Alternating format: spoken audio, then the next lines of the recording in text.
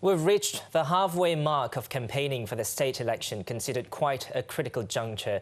And to get an on-the-ground understanding of the situation at this point in time, let's cross over to my colleague, Sarah Abdullah, who is currently in Sibu. Sarah, what's the situation in Sibu? And from your observations, have electorates locked in their choices yet? Hi Mohammed, with only 5 more days to go till the polling day, and tomorrow is an important day for early voters. I can now see that there are more areas putting up flags and posters as compared to the early days of the campaign period.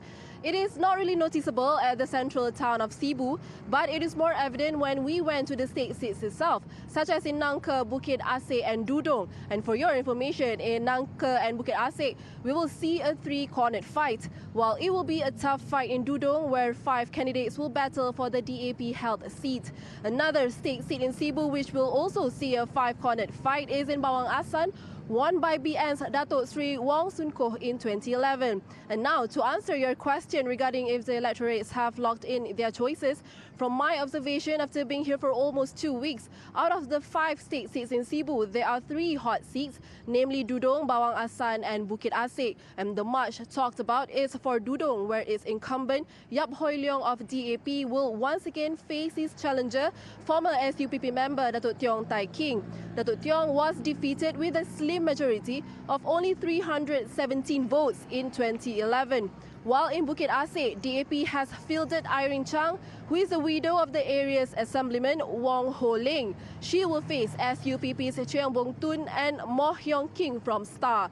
However, although it is said that Cheong Bong Tun will give a tough fight to Irene, it will be difficult for him to wrest the area from DAP due to sympathy votes. And overall, the campaign process are in full swing since day 1 of the campaign period. And it is evident from all of the events lined up by the candidates, from the morning's walkabout to the ceramah session at night. Mohammed? Right.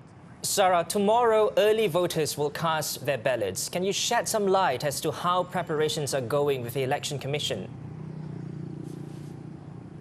Yeah, Mohammed, the Election Commission said it is fully prepared for the early voting process, which will run from 8 a.m. to 5 p.m. tomorrow. Some 24,000 security personnel and their spouses will cast their ballot as early voters at 79 polling centres in Sarawak.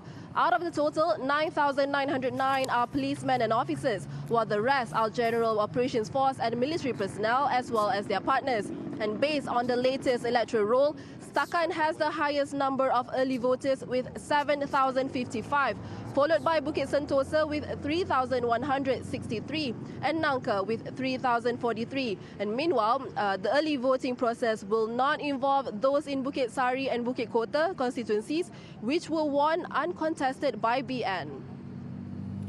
Now, the Commission also said it has distributed ballot papers and indelible ink to be used on polling day on May 7 to the respective voting centres in rural and interior areas of Sarawak via air transport.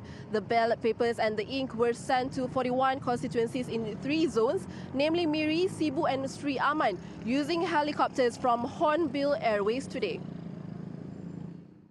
Hari ini hari yang terakhir. Sebenarnya kertas undi pos telah kita hantar kepada perusahaan, kepada pengurus di zon-zon berkenaan mulai pada 27 April. Dan kertas undi awal bersama Dewan dengan dakwat Pilihan Raya telah kita hantar pada 30 April. Dan hari ini 2 Mei kita hantar kertas undi biasa kepada pengurus. Speaking when inspecting the election materials in Kuching, he also said for the N1 to N37 state seats, the ballot papers were collected by the respective returning officers, while the rest were delivered via helicopters. Printing of the ballot papers was carried out since April 25th. Now, Sarah, you've been in Sibu for almost 2 weeks, and although election fever is quite high at the moment, let's stray away from talk on the polls. I understand you've been doing some exploring there. Any points of interest? Okay, Mohammed, let me break it down for you. Now, in Sibu, which is Sarawak's 3rd largest city, is fast becoming a main tourist gateway.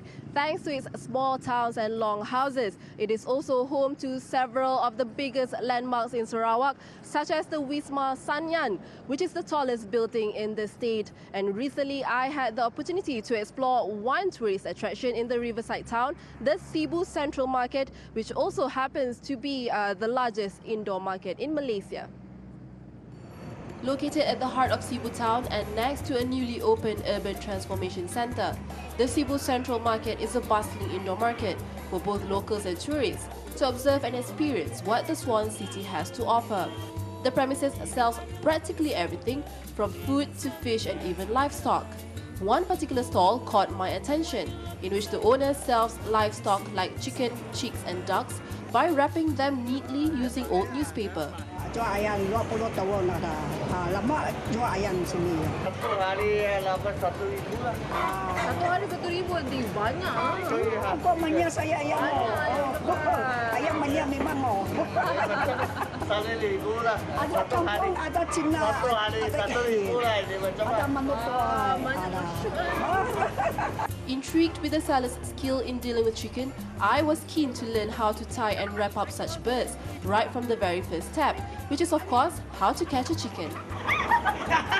Oh, this is one of the most exciting experiences for me, where I will learn from Auntie Wong how to tie the chicken until it will be like this.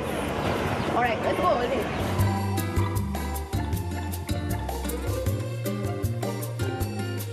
Okay. Sudah selesai. Now I can sell this chicken for 13 ringgit. True to its title as Malaysia's largest indoor market, the Sibu Central Market houses over 1,000 traders, with a myriad of food stalls boasting both the dry and wet market, as well as authentic local delicacies. Sarawak's best, such as midin and dabai, can also be found here. Zaman sekarang lah, sudah lama dia dekat. Boleh jumpa mana-mana lain tak? Ya, ada tempat lain kalau sebetulnya dia dekat macam pagar kan. Kita pilih dia mana yang gemuk, mana yang kurus. Ini tidak tahu ini sudah bungkus. Kadang-kadang tak ada bulu lah. Tetapi selalu saya jumpa dekat sini lah. Apa? Masalah apa? Macam nak beli apalah sayuran, apa benda lah, buah-buahan lah. Macam tu. Kau memang datang sini dari dulu? Memang datang sini lah. Biasa buah lah. Buah macam ni. Buah dabai ni pun nak balik Semenanjung ni nak beli. Bawa balik sana lah. Memang nak bagi dia masa lah. Tapi bila time musim buah lah, lagi banyak lah. Ni dah kurang sikit. Saya pun first time memang itulah yang ambil gambar dulu. Antara yang ambil gambar, ayam pakai baju. Lagi ulat, apa namanya? Ulat sagu tu di sini. Lepas tu dengan buah-buah dia lah. Many locals say the Sibu Central Market is a must visit, failing which it would not be a perfect visit to the Swan City. Berapa ringgit ni? All right, thanks so much, Sarah, for those updates from Sibu.